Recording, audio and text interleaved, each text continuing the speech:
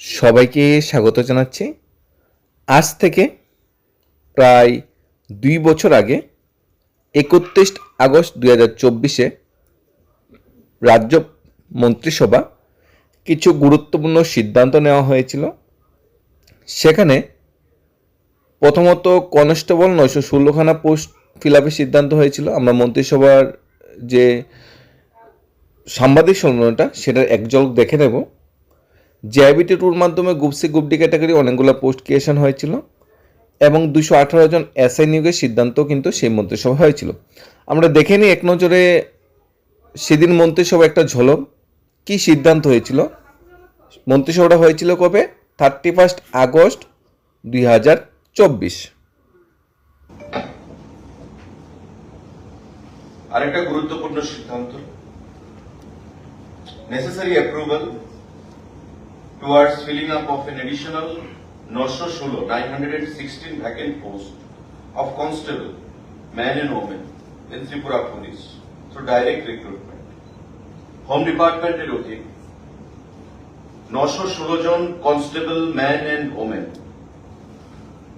সেগুলো রিক্রুট করা হবে। ইতিমধ্যে আমাদের 1000 কনস্টেবল যাদের পরীক্ষা হয়েছিল সেগুলো প্রায় তৈরি আছে। সেগুলো ছাড়ার পর এই 916 জন আরো নতুন করে কনস্টেবল পুলিশ ডিপার্টমেন্টে ম্যান এন্ড ওমেন সেগুলো অ্যাডভার্টাইজমেন্টে প্রদান করা হবে। অর্থাৎ প্রায় 2000 কনস্টেবল সেখানে নিয়োগ হচ্ছে হোম ডিপার্টমেন্টের মধ্যে। 1000 কনস্টেবল জানেন আপনারা, আমাদের এই প্রসেস চলছে এবং almost on the verge of finalisation, declaration of result. এই রেজাল্ট বের হওয়ার পর নতুন এই যে 916খানা পোস্ট তৈরি হয়েছে এবং ফিনান্স অনুমোদন দিয়েছে এবং রাজ্য মন্ত্রিসভা তাতে অনুমোদন দিয়েছে, সেই 916খানা পোস্ট অ্যাডভার্টাইজমেন্ট করা হবে। আগের 1000 পোস্ট সেখানে ডিক্লারেশন হবে, যা খুব শর্টলি ডিক্লারেশন করা হবে। সাংবাদিক বন্ধুরা, আরেকটা গুরুত্বপূর্ণ সিদ্ধান্ত, মন্ত্রিসভাতে স্পষ্ট উল্লেখ ছিল 916 জন কনস্টেবল ফিল আপ করা হবে, বিজ্ঞাপন দেওয়া হবে, ফিল আপ করা হবে, বিজ্ঞাপন দেওয়া হবে। মন্ত্রিসভা ডিসিশন নিয়ে নিয়েছে। কবে হবে সেটা বলা হয়েছিল অফার লেটার, আগে যে 1000 পোস্ট তার পুরো প্রক্রিয়াটা কমপ্লিট হওয়ার পর। এখানে অফার লেটার 1000 জন যে ক্যান্ডিডেট ছিল প্রথম কনস্টেবল নিয়োগে, তাদের অফার লেটার বন্টন করার পরেই কনস্টেবল নিয়োগের বিজ্ঞাপন আসবে। অফার লেটার বন্টন করা হয়েছিল 13 মে 2025 তারিখে। চাকরি প্রত্যাশী ভাই বোনদের হাতে অফার লেটার বন্টন করা হয়েছিল ত্রিপুরা পুলিশের পক্ষ থেকে, যেখানে মাননীয় মুখ্যমন্ত্রী প্রধান অতিথি হিসেবে ছিলেন, মাননীয় মন্ত্রী সুশান্ত চৌধুরী প্রধান অতিথি হিসেবে ছিলেন, বিশেষ অতিথি টিঙ্কু রায়, মাননীয় বিকাশ দেববর্মা, শুক্লাচরণ নোয়াতিয়া, মাননীয় আশিস দাস থেকে শুরু করে আমাদের প্রাক্তন ডিজিপি এবং অন্যান্য যে নেতা মন্ত্রী, মাননীয় মেয়র, সবাই সেই অনুষ্ঠানে কিন্তু উপস্থিত ছিলেন। কবে বন্টন করেছিল? 13 মে 2025। অর্থাৎ আজ থেকে প্রায় বলবো 1 বছর 3 মাস আগে অফার লেটার বন্টন করা হয়েছিল। স্বাভাবিকভাবে সবার মাঝে একটা আশা ছিল, যেহেতু অফার লেটার বন্টন করা হয়েছে তাহলে 916 জনের ভ্যাকেন্সি আসবে। পাশাপাশি 218 জন এসআই নিয়োগের সিদ্ধান্ত হয়েছিল। 218 জন এসআই নিয়োগের যে সিদ্ধান্ত হয়েছে সেটা কিন্তু টিপিএসসির মাধ্যমে নিয়োগ করা হবে। টিপিএসসি থেকে কিন্তু একটা উত্তর দেওয়া হয়েছিল যে আমাদের কাছে এখন পর্যন্ত রিকোয়ারমেন্ট বা রিকুইজেশন আসেনি ফিল আপের, বা 918 জন এসআই নিয়োগ করতে হবে এমন কোনো সিদ্ধান্ত আমার কাছে আসেনি। প্লাস জিআইবিটির মাধ্যমেও ঠিক আছে, ছোটোখাটো পোস্ট অনেকগুলো ক্রিয়েশন হচ্ছে 50, 100, 150 করে। জিআইবিটির মাধ্যমে যে নিয়োগটা হবে সেটা 3 থেকে 5,000 ভ্যাকেন্সি একসাথে আসবে। তাই যত না 3 থেকে 5,000 ভ্যাকেন্সি হচ্ছে, এখন পর্যন্ত আমাদের একটু ওয়েট করতে হবে। হয়তো আমাদের বয়সটা পেরিয়ে যাবে, কিন্তু ওয়েট করার আমাদের কোনো রাস্তা নেই।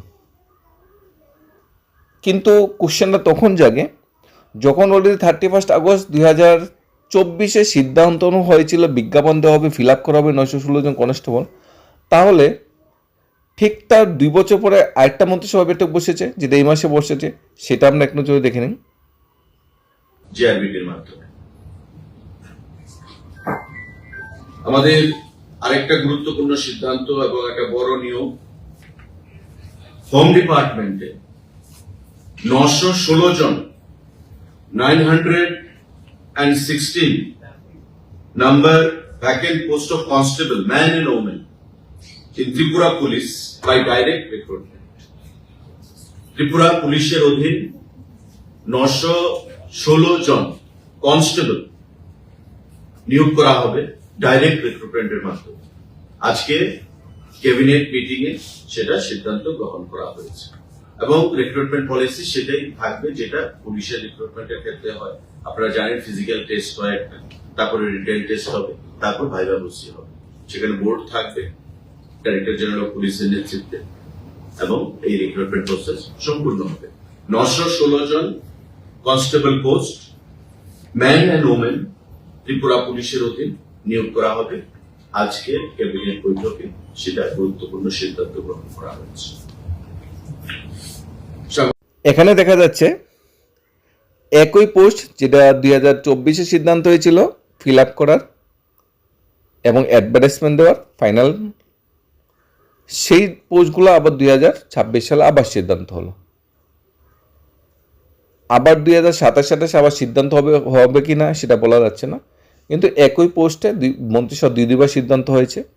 ও ফিল আপের সিদ্ধান্ত, আগেরটা যদি পোস্ট ক্রিয়েশনের সিদ্ধান্ত হতো, এবারটা ফিল আপের সিদ্ধান্ত হতো, তাহলে বলা যেত আগেরটাও ফিল আপের সিদ্ধান্ত হয়েছে, এবারটাও ফিল আপের সিদ্ধান্ত হয়েছে। একটা কারণে হতে পারে হয়তো 2024-এ সিদ্ধান্ত হয়েছে, তারপর 24-25 ফিনান্সিয়াল ইয়ার, 25-26 ফিনান্সিয়াল ইয়ার পেরিয়ে গেছে, এখন 26-27 ফিনান্সিয়াল ইয়ার চলছে, হয়তো সঠিক সময়ে নিয়োগ প্রক্রিয়াটা শুরু বা শেষ না করে হয়তো পোস্টগুলি অ্যাবলিশড হয়ে গেছে বা পোস্টগুলি হারিয়ে গেছে, নতুন করে আবার ক্রিয়েশন করতে হয়েছে, সেটা হতে পারে, স্বাভাবিক ব্যাপার। এবার যদি একই পোস্টের জন্য বারবার সিদ্ধান্ত হয় বা 2024-26 সালে অনেকগুলো মন্ত্রিসভা সিদ্ধান্ত হয়েছে, সেগুলির জন্য যদি চাকরি প্রত্যাশী ভাই বোনদের ওয়েট করতে হয়, তাহলে তো সেটা কি করা যাবে? যখন মন্ত্রিসভা সিদ্ধান্ত হয় তখন কিন্তু ক্লিয়ারলি উল্লেখ থাকে অর্থ দপ্তর অনুমোদন নিয়ে ফিনান্সিয়াল কন্ডিশনের উপর ভিত্তি করে কিন্তু পোস্টগুলি ফিল আপের সিদ্ধান্ত হয়েছে। যদি তখন অর্থ দপ্তরে কোনো ক্রাইসিস থাকতো বা কোনো আইনি জটিলতা থাকতো, তখন সেটা ক্লিয়ার হয়ে যাওয়াটা অনেকটা বেস্ট ছিল। এখন আবার সিদ্ধান্ত হয়েছে 916 জন নিয়োগ করা হবে, কবে না নিয়োগ করা হবে সেটা কিন্তু বলা যাচ্ছে না। যদি সঠিক সময়ে নিয়োগ না করা হয় হয়তো এই পোস্টগুলো অ্যাবলিশড হয়ে যাবে, হয়তো আবার করে নতুন করে মন্ত্রিসভার সিদ্ধান্ত হতে পারে। কারণ 2022 সালে ফায়ার সার্ভিসে ফায়ারম্যান ও ড্রাইভার পোস্টে নিয়োগের সিদ্ধান্ত হয়েছিল, যেটা সঠিক সময়ে পূরণ করা সম্ভব হয়নি, 2026 হয়ে গেছে। তখন তো আবার ফায়ারম্যান ড্রাইভার পোস্টের জন্য কিন্তু পোস্ট ক্রিয়েশন করা হয়েছে বা করতে হয়েছে, বাধ্য হয়েছে, কারণ আগেগুলো অ্যাবলিশড হয়ে গেছে। এরকমভাবে যদি কেউ রিটায়ারমেন্টে চলে যায় বা পোস্ট খালি পড়ে থাকে, একটা সঠিক সময়ের মধ্যে নিয়োগ না করলে ওই পোস্টগুলি সরাসরি অ্যাবলিশড হয়ে যায় বা সরাসরি বাদ হয়ে যায়, নতুন করে ক্রিয়েশন করতে হয়। অনেকে কোশ্চেন জাগে ত্রিপুরা সরকার অধীনে 51,000 শূন্যপদ আছে, সরকার চাইলেই নিয়োগ করতে পারে, কিন্তু মন্ত্রিসভার সিদ্ধান্তগুলি আমরা যদি ভালোভাবে পর্যালোচনা করি তখন আমরা সবাই বুঝতে পারবেন যে সবগুলাতেই বলা হচ্ছে post creation and fill up, creation and fill up, অর্থাৎ 51,000 পোস্ট শূন্যপদ মানে আছে, ঠিক আছে, কিন্তু কাগজপত্র কিন্তু নেই, কাগজপত্র কিন্তু 51,000 শূন্যপদ হারিয়ে যাচ্ছে, কারণ ওইগুলা সঠিক সময় নিয়োগ না হওয়াতে ওই পোস্টগুলো অ্যাবলিশড হয়ে গেছে, আবার নতুন করে নিয়োগ করতে হবে। এখন যদি আমরা বলি টেট প্রার্থীরা সবাইকে নিয়োগ করতে হবে, পোস্ট খালি আছে, পোস্ট খালি আছে কোথায়? পোস্টগুলি তো অ্যাবলিশড হয়ে গেছে, পোস্টগুলো আবার ক্রিয়েশন করতে হবে। দেখবেন যখন আবার এসটিজিটি পোস্ট খালি আছে বলবেন 4,000 নিয়োগ করবে 700, দেখবেন আবার যখন এসটিসি ভ্যাকেন্সি আসবে কোনো না কোনো দিন, দেখবেন বলা হবে নতুন করে এসটিজিটির জন্য পোস্ট ক্রিয়েশন করা হয়েছে এবং ফিল আপের সিদ্ধান্ত হয়েছে। এসটিভি যদি পোস্ট ক্রিয়েশন করা হয়েছে, ফিল আপের সিদ্ধান্ত হয়েছে। টেটের 2000 পোস্ট আছে, বেশি ক্যান্ডিডেট পাস করেছে, তাই আরও কিছু পোস্ট ক্রিয়েশন করা হলো। পোস্ট খালি থাকা মানেই যে পোস্ট কাগজপত্রে আছে সেটা নয়, খালির পোস্টগুলো কিন্তু ধীরে ধীরে অ্যাবলিশড হয়ে যায়। তাই সরকারের কাছে আবেদন থাকবে মন্ত্রিসভার সিদ্ধান্তর পর অ্যাটলিস্ট 1 বছরের মধ্যে নিয়োগ প্রক্রিয়াটা শুরু করে যদি তা শেষ করা যেত এবং যদি তার সঠিক তদারকি করা যেত, সংশ্লিষ্ট ডিপার্টমেন্টের উপর যদি নজরদারি থাকতো তাহলে, বা সংশ্লিষ্ট রিক্রুটমেন্ট বোর্ডের উপর যদি নজরদারি থাকতো তাহলে জিনিসটা অনেকটা বেটার হতো। যাই হোক, আবার 916 জন কষ্টনিয়োগ সিদ্ধান্ত হয়েছে। যারা 2024-এ বিজ্ঞাপন দেখেছিল, যাদের বয়স যখন 23-24 ছিল বা কাছাকাছি ছিল, তারা হয়তো 2026-এর বিজ্ঞাপন আসলে হয়তো ফিল আপ করতে পারবে না, সবাই সময় পেরিয়ে গেছে। এরকমভাবে বহু চাকরি প্রার্থী ভাই বোনরা আছে যারা জিআইবিটি টুর জন্য ওয়েট করছিল 24 সিদ্ধান্ত হয়েছে, তখন তাদের বয়স 38 ছিল, 39 ছিল। এখন কিন্তু জিআইবিটি নোটিফিকেশন আসলেও কিন্তু তারা ফিল আপ করতে পারবে না। কিন্তু তারা যখন শুনেছিল যে মন্ত্রিসভা সিদ্ধান্ত নিয়েছে, তখন কিন্তু তাদের বয়সটা 37 ছিল।